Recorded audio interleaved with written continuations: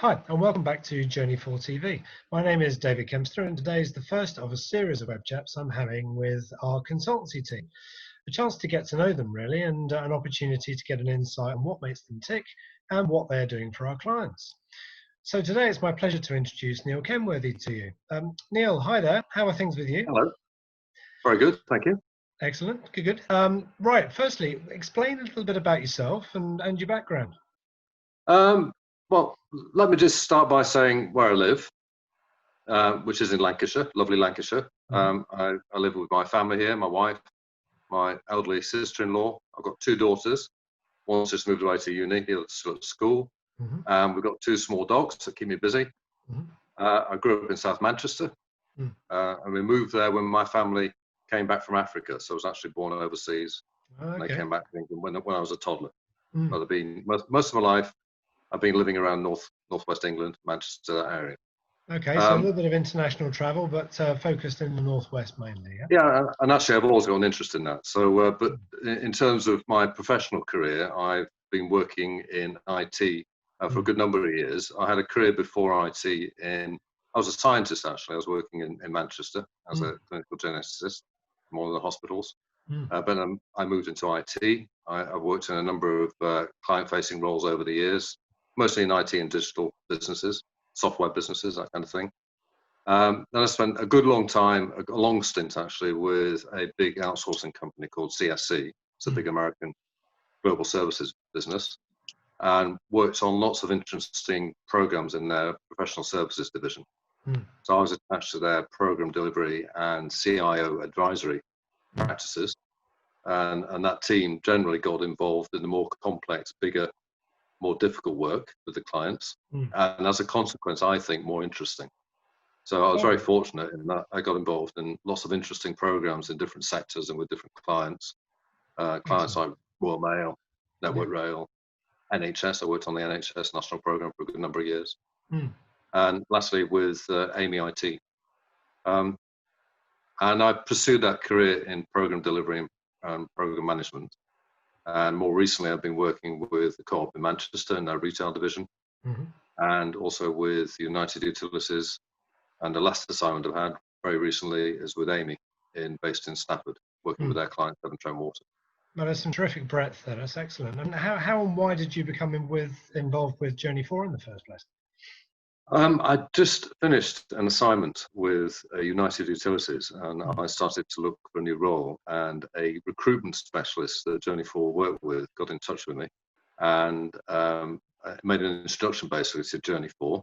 And through that, I met the directors, Stuart and Jonathan, and got introduced to a piece of work, a really challenging and interesting piece of work at Amy, around mobilising a new contract with them. I liked the directors. I felt I could trust them, and the wealth of their experience in consultancy, I could see could support me in what was going to be quite a challenging role. So that was really important, and I've learned a lot from that, and hopefully given back more to the client as well. And what was also important, I think, between Journey4, myself, and the client, there's a really good cultural fit, and I could see that working well. In fact, it worked brilliantly. So it's a really good engagement for us. So where would you say your overall your specialisms lie then that you're deploying within Journey4 at the moment? I suppose my specialisms are really around. I was going to say actually I don't like being pigeonholed for a start, and there's the thing about being a specialist that it kind of veers towards, it's just an expert in that area. I think with project and program management, you can specialize in the techniques and methods and so on around that area, around that discipline. But you also have the luxury of being involved in lots of different kinds of work. And that's what I enjoy most. I specialize in delivery of business outcomes through projects and programs. So what particular value are you delivering for clients right now? What are they sort of feeling and getting through you? Obviously, it's changed in the past few months because of the COVID situation. And I think businesses are setting different challenges for themselves now as they come out of a situation that was very difficult to manage as a business, and had a great impact on their employees. I think prior to that, particularly in the area I was working in utilities, there's a good deal of focus on customer experience and managing the end user on behalf of their clients. So some of the companies that worked into utilities like Severn Trent Water, United Utilities, and so on, Mm. were very conscious that their customer, their client, was focused on a better customer experience for their consumers, and how best can they support that. So I spent a good deal of time and energy recently on making sure that the business I was working with was mobilized so they provided a really excellent customer experience on behalf of the client they're working to. Yeah. So I think that's really important. Excellent. Okay. 2020 has been a bit of a weird year, hasn't it, for everybody? But what's been the single biggest lesson for you, I guess, either personally or professionally? Personally, because you could classify me as a changed professional. Um, I'm used to change, so you have strategies for managing the impact of things happening. Okay, and you can accommodate change.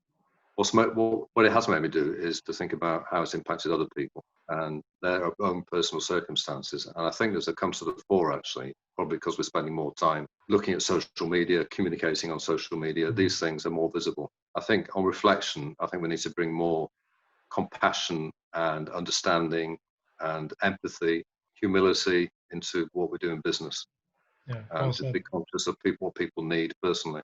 Professionally, I think I made a comment the other day actually that you can't teach old dogs new tricks, and I don't think that's true, because over the past year or so, I've learned a lot more about people and managing expectations and stakeholder management than I anticipated. So it's not just facts and figures. It was about the softer side of managing relationships and working with the client. And I've learned a lot working with Journey4 over the past year on that front. Excellent. Okay. And finally, Neil, let's leave the viewers with a bit of a takeaway here. What's one thing that people would find surprising or unexpected about you? I'm not sure if this find it surprising. I suppose I do a bit, but I have got 5 grandchildren in 2 different continents, over the seas. So I've got 2 in Northern Ireland and 3 in New Zealand. Wow. So you're spending a lot of time on Zoom then, I guess. Yeah. Well, a bit of time, not as much as I'd like actually, but it's a bit cheaper than, well, in fact, we can't fly anywhere at the moment, can we? So precious time spent over the wires, definitely. That's very good. Neil, thanks very much for your time today. It's been a real pleasure. If you want to get in touch with Neil or any of the consultants in this series, then go to www.journey4.co.uk and tap the About Us on the menu, and you'll find details of the team. Watch out for another web chat with one of them soon, and thanks for watching.